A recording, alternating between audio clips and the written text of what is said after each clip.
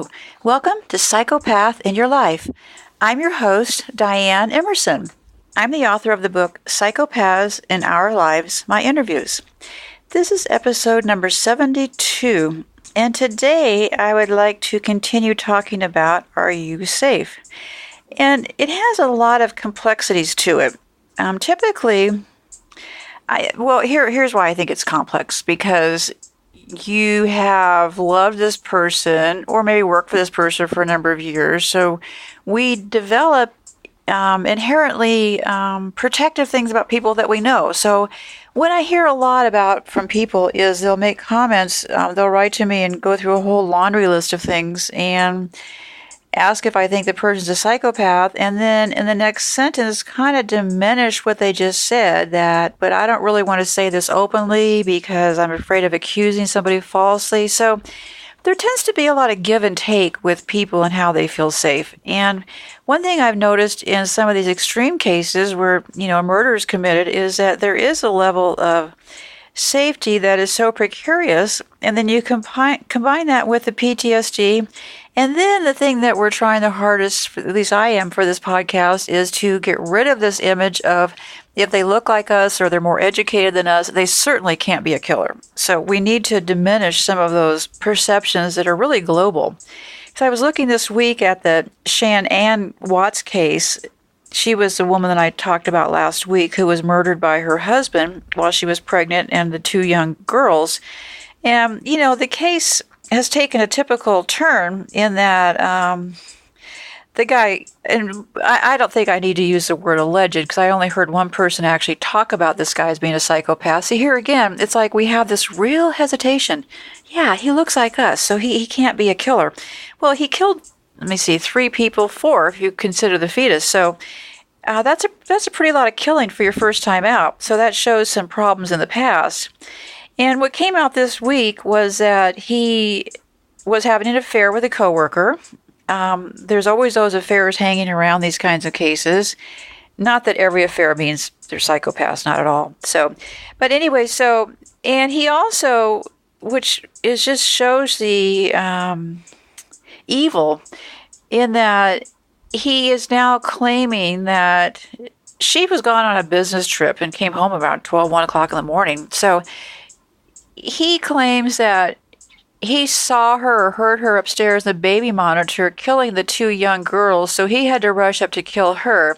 And see, there's no logic in this. But of course, then he has to, instead of calling the authorities, he has to drag the bodies off. He threw the 2 little girls in like an oil well or oil drum or something and put a shallow grave for her. So it's like, it's just ongoing punishment for the family's sake, which makes this whole thing so sad. So, because here's this perception that gets built up. As far as everybody that, I only saw a couple people that knew them that were talked about. And there were comments made that according to like her Facebook page, here we get back to that lousy Facebook, her Facebook page certainly gave an image of solidarity, love, support for her husband. And here's how I think about that, which these are just my random thoughts.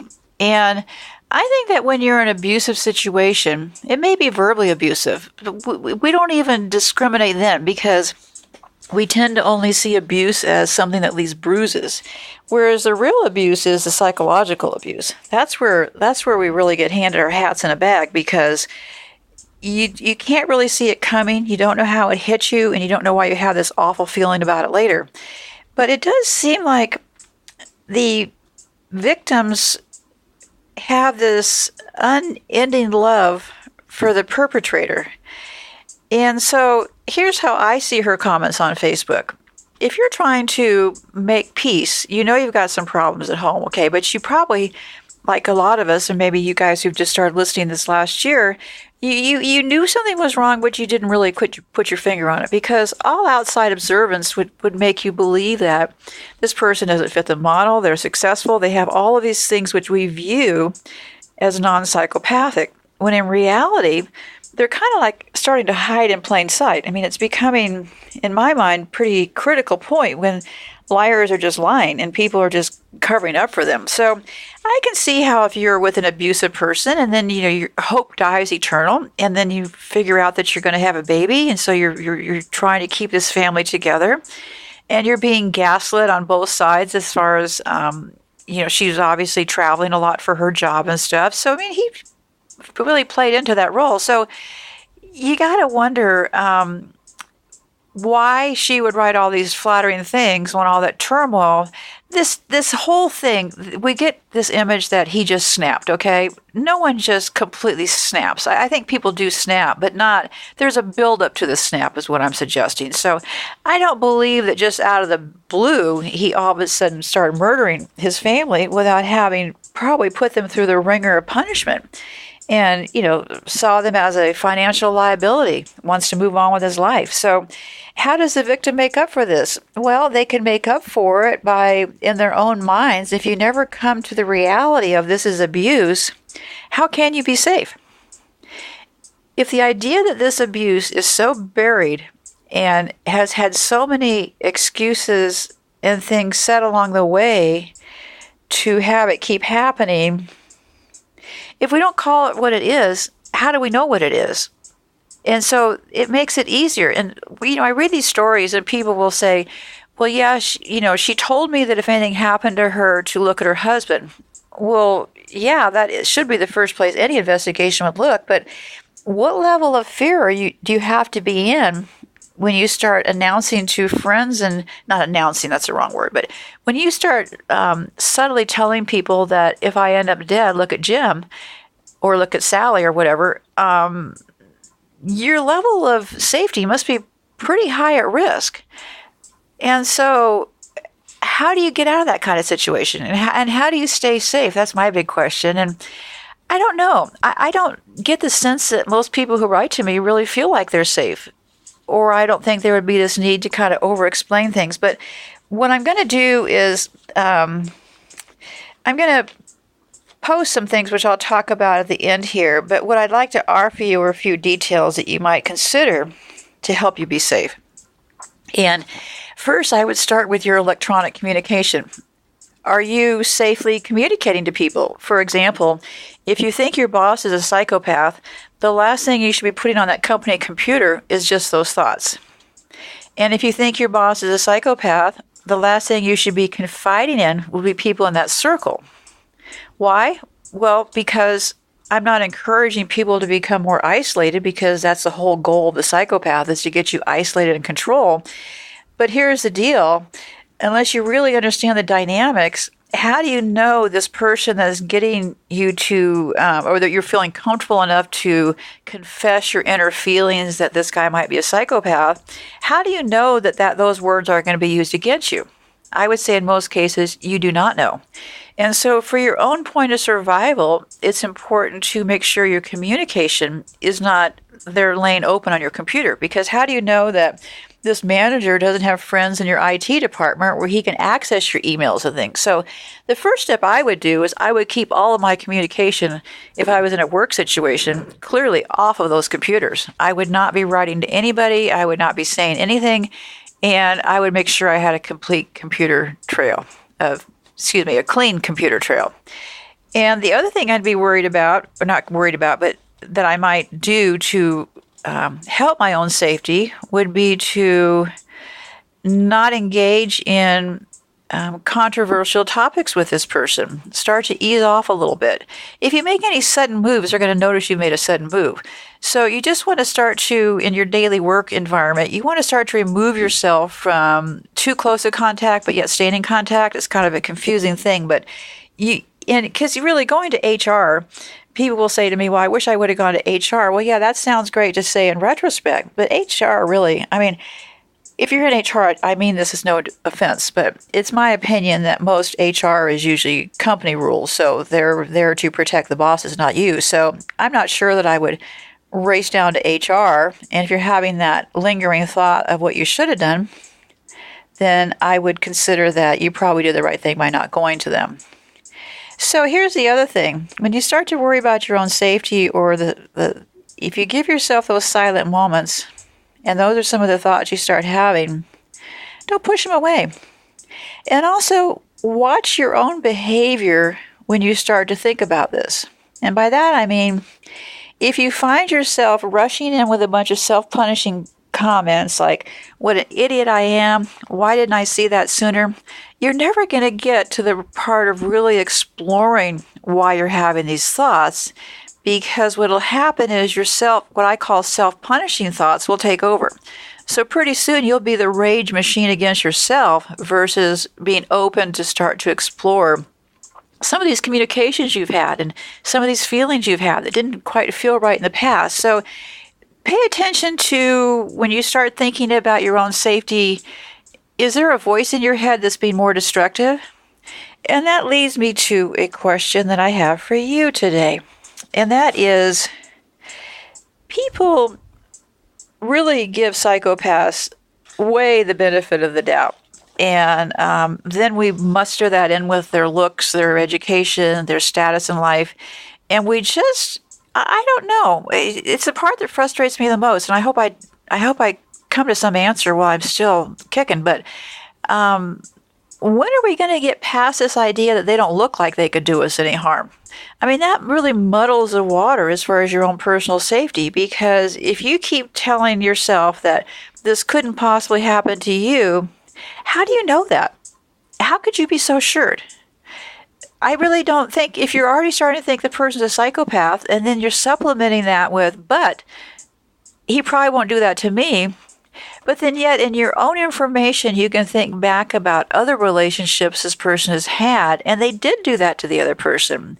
And so they do have the power to do it to you too. So we've got to stop diminishing and allowing them to diminish what happened in the past, because those are really pretty good predictors of what's going to happen moving forward in the future.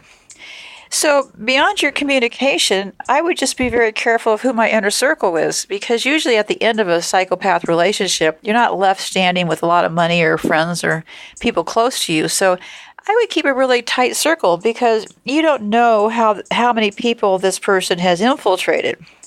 So things could get taken out of context. Like if you say something if you think you're confiding to a friend, and everybody's talking on text and stuff. So first, stop recording yourself, because your words can be used against you. If you're trying to protect, let's say you have children with this person, and you're texting this person, let's say it's your wife, and you pretty much come to the conclusion she's a psychopath, you need to get away. Well, clearly in your language, you want to leave out certain things that could become weaponized back at you. Because here the victim is weaponizing against himself with all this self-abuse talk. And then you get the psychopath weaponizing against you. So you don't want to start feeding them more information, because that'll help to cripple your thoughts to get out. So for example, if you think you're confiding to somebody who's your friend, but this may get turned over somewhere, if you start making some declarative statements of things like, I wish he was dead, or I wish she was dead, those could be things that could get entered into judgment. So you want to be very careful, because only an evil person would think to use those things. So first, let's acknowledge that you're dealing with an evil person. So anyway, what I'm going to do is leave you with a couple program notes. There's a young gal, there's really some interesting information out there. And regarding the Kathleen Peterson case, there's a young gal named Shauna Ray, and she has a YouTube channel. Very nice young gal, and she did a complete 3-part series on it's the best one out there, okay, that deals with the facts. And it's basically a 3-part story of the real facts of this case. And I did get Todd wrong, the son. I said that, what was he doing there at 2 a.m? Evidently he was living there still. But he's still on my radar. I mean, I haven't checked him off as far as what he's been up to, because he did refused to speak to the police when they showed up. And here again, we keep seeing these big cases where the police come in. These are civil servants, these police officers, genuine caring people, and they come in, they're this big mansion, all this confusion, and so no one starts thinking it could be, it's really weird, but money and power, I can't say that enough, and I'm not making any statements that it's not okay to have a lot of money. I'm just saying that when you're a psychopath, it's a great thing to have, because the rest of society just kind of shoves aside and they're thinking about you. So anyway, she has a really good 3-part thing that I'll link of the case, and it does lay out all the details in a very organized fashion, which is good because if you want to explore the case, you can start to look at it from that angle. So yeah, here again, as far as safety, I don't think Kathleen was, I think she was blindsided with the affair, probably, but these abuse, if you think you're safe, it doesn't happen overnight. It's a slow, insidious thing. So it starts with little ways to abuse you. Then it moves to big ways to abuse you. And so that's where you get this feeling not being safe. So anyhow, so I do see this as an opportunity, as sad as it is, because with the Peterson case, oh, and another thing I'll mention too, as far as how these psychopaths have these patterns. Goodness gracious, if you ever get a chance, do a Google search for Michael Peterson and the woman that was murdered. And God, I'm so embarrassed that I don't have her name in front of me. But anyway, and then the editor of the film, the three women in Michael Peterson's life that we know of, man, they're all dead ringers for each other. I mean, there is like, it would almost be hard to tell them apart. They're so close together. And clearly they were all very kind and caring people. So yeah, just in the looks department, boy, he had that one nailed. So another case that I'll be talking about soon, and it's only because this hasn't become the murder channel, it's only because we have a couple of cases of people like Michael Peterson that we've been given kind of like open, the doors have been open to see how they really present themselves. And so through that, we can start to look for patterns to help to determine if you're dealing with a psychopath now or in the future. And one of the biggest cases that I want to get into next, because I've been doing a lot of people have come out and published some very interesting stuff about this case. And what makes it really interesting is, A, the people have not been convicted yet. So they're out talking to the press and whatnot. So there's some really interesting stuff online now as far as behavioral things. And a really interesting guy, Richard Hall, has done some documentaries. And it's about the Madeleine McCann case. And just to remind everybody, it's like the most famous missing child case in the world, okay? And we're now approaching the 11th year. And it has a lot of twists and turns to it. But here again, Madeleine goes missing. But the parents are the ones who are saying she's gone missing, that she was abducted. So anyways, it has a lot of twists and turns, but what it does provide us with, and I'll publish his, Richard Hall's first documentary about the facts of the case. And I watched a couple of other YouTube shows that got really pretty conspiratorial, but really, you got to keep your mind open, because some of these things that Richard Hall talks about in his documentaries, these are based on true facts. These are video clips of these people and stuff. This isn't stuff that he's a documentary guy. These aren't stuff he's conjured up. So then he does a series where he brings in a statement analysis guy, and that is just fascinating stuff, and talking about the parents and how they're distancing themselves. So it's really a fascinating case, because this is actually, unless you can think of another time, the first two times that I can think of, at least in my years, that we have two suspected killers. They've all had extensive interviews. They've gone to the press. They've done all this stuff. And it's just a fascinating story of power and privilege. There used to be an old Dominic Dunn series on, I don't know, what was Court TV or something. And yeah, it gives you a real glimpse into it. In this case, the Madeleine McCann case, I would support knowledge and information about any victim of a psychopath. And in my view, Madeleine McCann is a victim. And why this has all gotten brushed under the carpet and stuff is just a mystery to me. But I want to explore that further. But what I'll do for today is I'll go ahead and put the link to Richard Hall's first 3-part series, so you can kind of take a look at the case to see how it kind of unfolded there. And I think you'd be pretty surprised at how, they have the spokesperson that was out there saying, my God, they couldn't have killed her. They're two doctors. Okay, see how we start to get peddled this doctor information? So anyhow, so it's fascinating how, because they look like nice people, because they're doctors, this poor little girl is, and they're the ones who came up with the whole story. I mean, they were the ones who came up with she was abducted. The evidence shows that it couldn't be possible that she was abducted, but that's their story, and they seem to be sticking to it. And they have the support of the British government, Scotland Yard. They've never gone back and investigated it from the point of, they've all investigated from the point of it was an abduction, not a murder. So it's just a really interesting case, and the analysis has been done with these parents and being able to take a look at how they speak. And the reason I'm going to post that is because if you're still on the fence, if you're dealing with a psychopath, maybe if you start to tune into some of these words. Now, I'm not saying that we should become junior statement analysis people, but you might start to notice some patterns in what goes on here. So anyway, I kind of been rambling on here today, so I will post those couple of links. And also, I had mentioned the biotin about the hair thing a couple episodes ago, and I forgot to mention that if you do a Google search for biotin, B-I-O-T-I-N, before and after, you'll see some before and after pictures there. So anyway, so if that's not enough evidence for you, you might want to look at the pictures.